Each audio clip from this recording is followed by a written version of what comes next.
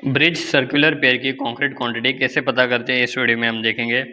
तो यहाँ पर आप देख सकते हो ये डायग्राम, और जो शैफ्ट है उसका जो डायमीटर है वो है 1.8 मीटर, हाइट है 8 मीटर, जो कैप है उसकी लेंथ है 6 मीटर, ब्रीथ है 2.5 मीटर, डेप्थ है 1.5 मीटर, फुटिंग है उसका डायमीटर है 4 मीटर और थिकनेस है 1.5 मीटर्स। तो पहले हम जो कंक्रीट वॉल्यूम है, कंक्रीट क्वांटिटी है वो पता करते हैं, बाद में हम स्टील क्वांटिटी पता करेंगे। तो पहले जो शैफ्ट है उसका कंक्रीट वॉल्यूम निकाल लेते हैं। तो शैफ्ट इक्वल टू, उसका फॉर्मूला है pi D square divide by 4 into height. तो यहाँ पर हम जो गिवन है वो ऐड कर लेते हैं। तो पाई की वैल्यू आपको पता होगी 3.14 into 1.8 divide by 4 into height कितनी है 8 मीटर्स। तो यहाँ पर आंसर आएगा दोस्तों 20.358 क्यूबिक मीटर। तो जो शैफ्ट है उसका हमें जो कंक्रीट वॉल्यूम है वो पता चल गया है। दूसरा हम निकालेंगे जो पियर कैप है उसका कंक्रीट वॉल्यूम।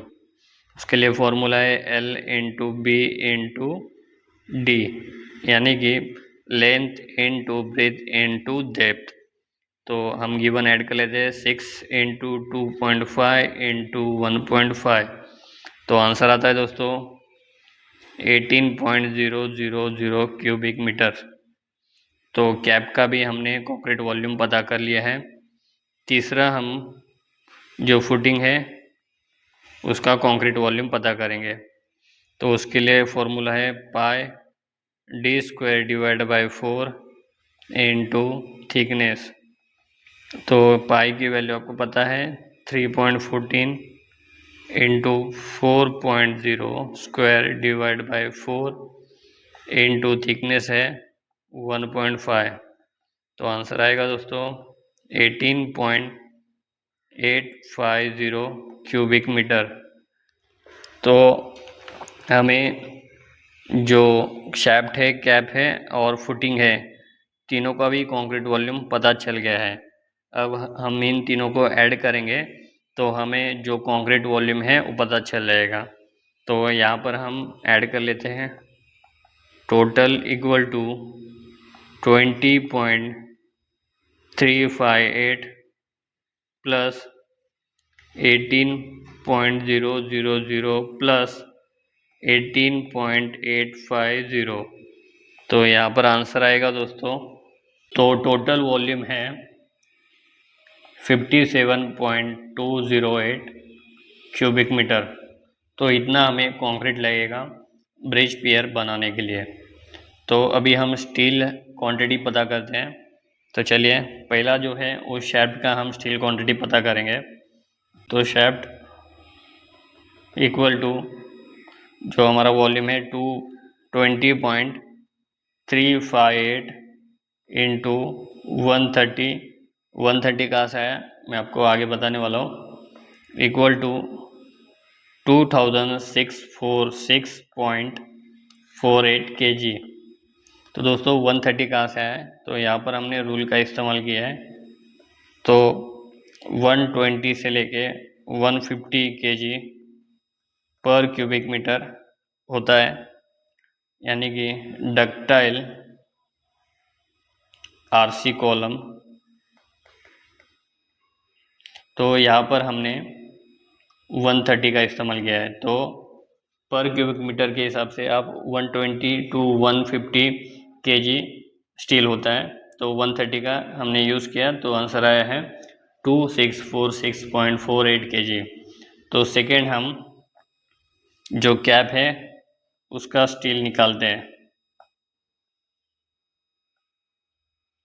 तो cap equal to 18.000 equal to 150। तो आंसर आएगा दोस्तों 2700.00 kg। तो दोस्तों 150 कहाँ से है, तो यहाँ पर भी हमने रूल का इस्तेमाल किया है। तो रूल क्या है, 130 टू 180 kg पर क्यूबिक मीटर डीप बीम में। तो यहाँ पर हमने 150 kg पर क्यूबिक मीटर लिया है, तो आंसर आया है 2700 kg। तीसरा हम निकालेंगे फुटिंग। तो फुटिंग के लिए दोस्तों फुटिंग की का वॉल्यूम कितना आया था, 18.850 इंटू 90, तो आंसर आता है दोस्तों 1696.46 kg। तो दोस्तों ये 90 कहाँ से है, यहाँ पर भी हमने रूल का इस्तेमाल किया है। तो रूल क्या बताता है, 80 to 120 kg पर क्यूबिक मीटर ऑफ कंक्रीट। तो यहाँ पर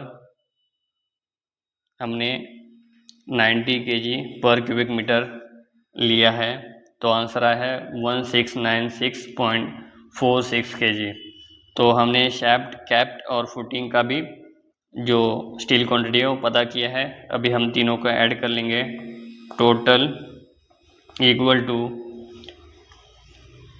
2646.48 प्लस 2700 प्लस 1696.46।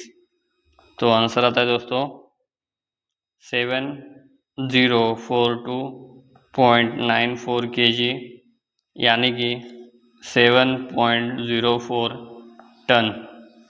तो दोस्तों यहाँ पर हमने कंक्रीट क्वांटिटी और स्टील क्वांटिटी दोनों भी पता किए हैं। तो ऐसे सिंपल कॉन्सेप्ट समझने के लिए फिर नवग्रह डेवलपर को फॉलो कीजिए और हमें इंस्टाग्राम पे भी आप फॉलो कर सकते हो।